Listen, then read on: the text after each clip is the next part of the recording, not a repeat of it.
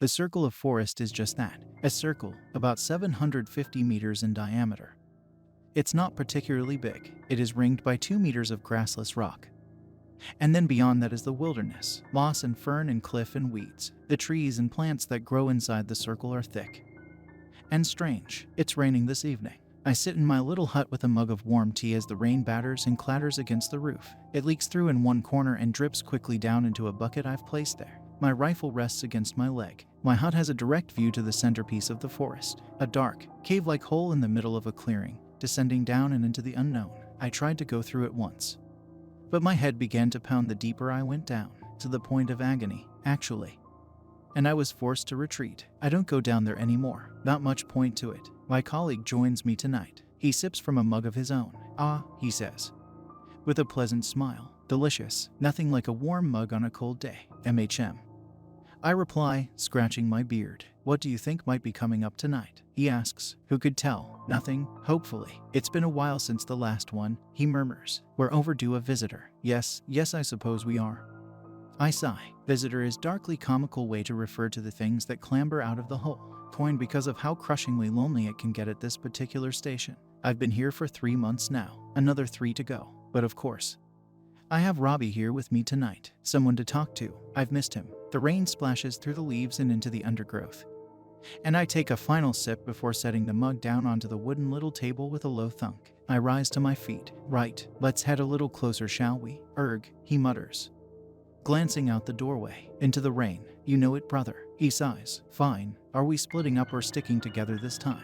"It's a no-brainer. We'll stick together," I tell him. I clap him on the shoulder and gesture for the man to head outside. "You know how I get lonely." He chuckles. "Right you are, man." And out he goes, rifle in hand. I hoist up my own and out I go, the water splashing against my hood and my shoulders as we push through the undergrowth and a little closer towards the hole. The reason for this little pursuit outdoors is the rain itself. It is, unfortunately, obscuring our view, and whilst on a clear day I might be content to just sit in the hut and wait for one of the sensors to trigger, I also don't fully trust the sensor's effectiveness in such weather. So out we go. The ferns brush up against my camel-clad legs as we approach the clearing, and we take our positions beside the best lookout trees. Robbie is a little off, though. "Hey," I say to him, above the rush of the rain. He looks at me. "Wake up, man. You can be seen from there. Back up a little." He chuckles and rubs his head. "Of course, right you are." We settle down and we wait.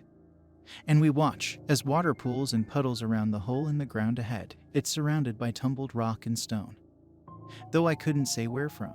There isn't another rock of such size in the whole circle of forest. Perhaps someone moved them there long ago. It's another 20 minutes before anything stirs from the hole. Robbie and I just spend the time shooting the shit.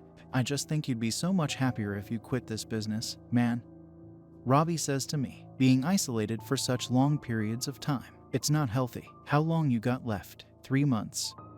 I tell him. "So 6 months total. Half a year in such a place as this." Robbie shakes his head. "You need to be around people. Humans are social creatures." "Perhaps," I grunt. Robbie opens his mouth to say more, but I cut him off with a quick gesture, pointing to the hole. We both creep a little lower in our positions and watch as a shadow begins to shamble its way from the depths of the hole.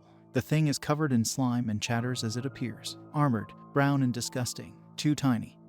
Beady eyes peer out as its antennae twitch and circle around. Its rows upon rows of sharp legs clatter over the rock and slice down into the wet grass and the mud. I feel a swell of revulsion rise up in my stomach. But it's okay. These types are always the easiest. I raise my rifle. Robbie does likewise, and the abomination is riddled with quick holes, its shell and flesh bursting out into the undergrowth as it screeches in fury. I suppress a gag. "Disgusting," Robbie mutters. "Where the hell do these things even come from?" I don't bother responding. It's a question we've asked each other countless times over the years. I have my theories. From amidst the ruin of the centipede-like creature, and out from the hole, comes a deer. It raises its head and sniffs the air. I raise the rifle, and the deer bolts, bouncing and speeding away over the undergrowth. "Fuck," I shout, hesitating as I look between the deer and my colleague. I point at him. "Watch the damned hole. I'll be back." Yeah, chance would be a fine thing, but the deer is the priority for now. I take off between the trees after it. I raise the gun and fire, exploding a branch as I do so. The deer still hops speedily away. They aren't usually this fast, these things. I stumble after it, leaping over ferns and bushes, and the deer makes the mistake of turning sideways to try and see away from me. I take the opportunity to raise the rifle to my shoulder, firing again with a better chance of hitting, and this time I strike. Black fluid bursts from the deer's side in a strangled, decidedly non-deer-like noises escapes its throat as it crashes down to the ground with a rustle of ferns. I wipe the rain and sweat from my forehead and turn instantly back, chest rising and falling as I hastily return to the clearing. I approach from the opposite side this time, and I raise a hand to Robbie, but, just as I expected, the man isn't looking. His interest is elsewhere. Staring off into the woods, he rises to his feet. "Robbie," I shout at him, and he swivels to look at me. "Were you watching the hole?" The man does not respond, and movement at the clearing's edge catches both our attentions. An anxious-looking man with a backpack and waterproof trousers shuffles out from between the trees, a crumpled map in one hand. Hello," he says, looking between Robbie and I. I raise my rifle at once, and Robbie does likewise. I begin making my way around the clearing's edge towards my colleague, barrel of the weapon fixed carefully on the stranger. "Well, hey," he says in alarm, putting up his hands. "I don't understand. You guys are rangers, right? I am not a poacher or anything like that." He forces out an awkward laugh. "I'm just lost. Honestly, literally. I'm literally lost. Where are you from?" I ask him. I'm sorry," the man replies, adjusting his glasses. "I didn't realize I had an accent." A poor attempt at a joke. Another weak laugh. "Tell me where you're from right now or I'll blow your head off." I tell the stranger plainly as I reach my position beside Robbie. "Speak clearly." I'm from Obdebrand," the man mutters. "What?" I reply, jerking the rifle. "I said speak clearly." Obdebrand," the man replies, raising his voice, the terror in his face quite evident. "That isn't a real place." I tell him, "What country?" I don't. "What damned country?" "This country, obviously." "Please, this isn't funny, just let me go." "All right, I'll find my own way. Please." I exchange a look with Robbie. "Tell me the name of any country." "Hiker, that's all I want to know." The man shakes where he stands as the rain pours down through the trees.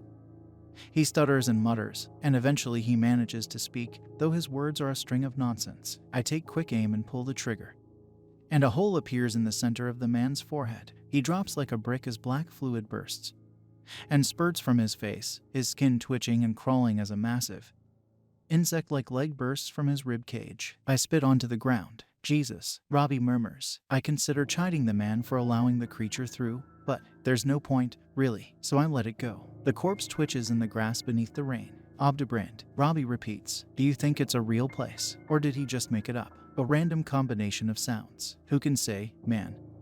I reply, shrugging.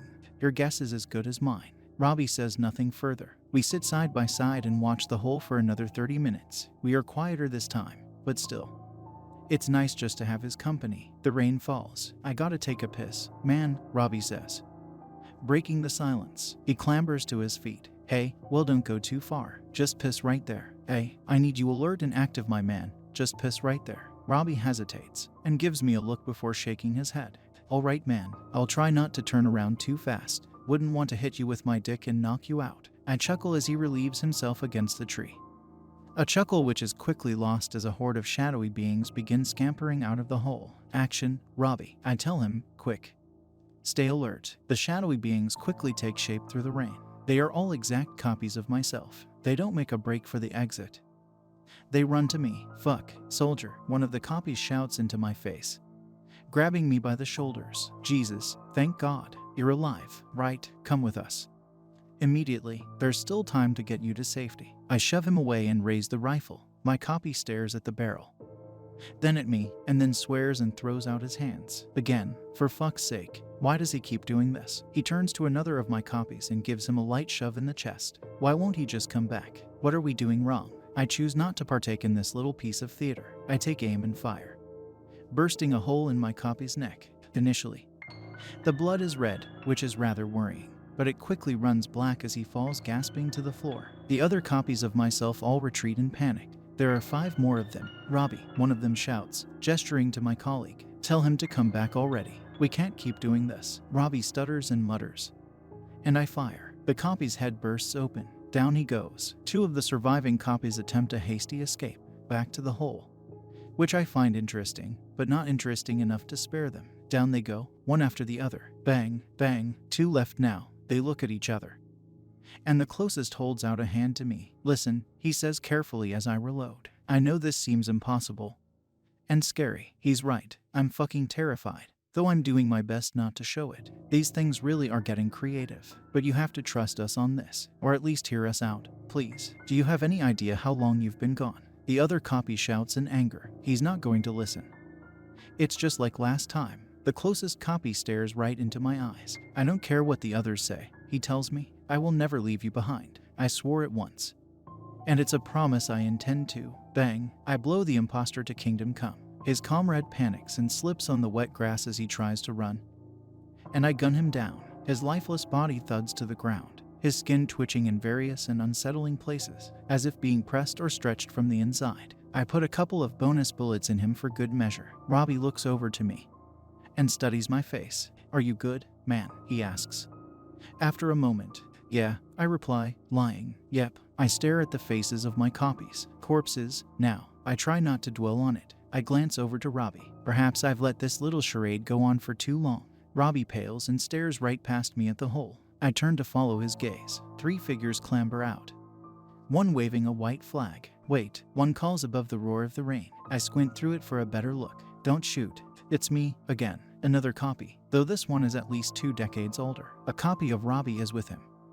Similarly aged, a girl in her 30s walks with them, a fearful expression on her face and her hands raised. It's my daughter, a sick copy, at the least, and aged up like the others. I throw my hands out, exasperated. "What do you want? Listen to me, you fool." My elder copy shouts back. "This is the real me, the real you, and this is the real Robbie, the real Robbie." He puts a hand on the copy of Robbie's shoulder, and his other on my daughter's. She stares at me, wide-eyed. "He looks so young," she says. She calls over. "Dad, it's me. Do you remember? Please tell me you remember. Remember the trip we took to the beach? You took us to the coast on my 10th birthday. We saw dolphins." She reaches up to her neck and lifts a necklace with a smooth little shiny pebble attached. "You let me keep this pebble.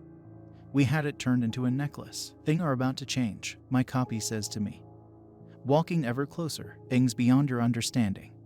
And the truths of this hole barely scratch the surface. It's a passage. I think you've realized this. A passage to places beyond and between, sometimes to other planes, yes. But the tunnels run deep, they loop back around." He slams his hands to his chest. I'm babbling.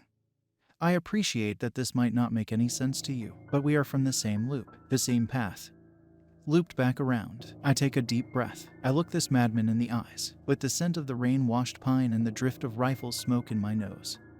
I take aim, and I fire. Bang! My so-called future self drops to the ground. My daughter screams, and the elder copy of Robbie drops to his knees at the corpse. "No, no," he cries, and I take him out as well. The copy of my daughter is the hardest, shaking where she stands. She turns to stare at me, defiant, daring me to shoot in cold silence. "It doesn't have to be this way," she says, her voice wavering. I chew my tongue, and then I call her bluff. Bang! Down she goes. Just another leaking corpse. Robbie stares at the ruined bodies. The trees rustle in the rain as the blasts of the rifle ring in our ears. He looks to me. "How do you do it?" he murmurs. "How the fuck do you it?" I rub a sleeve across my eyes. "Do not allow anything to escape."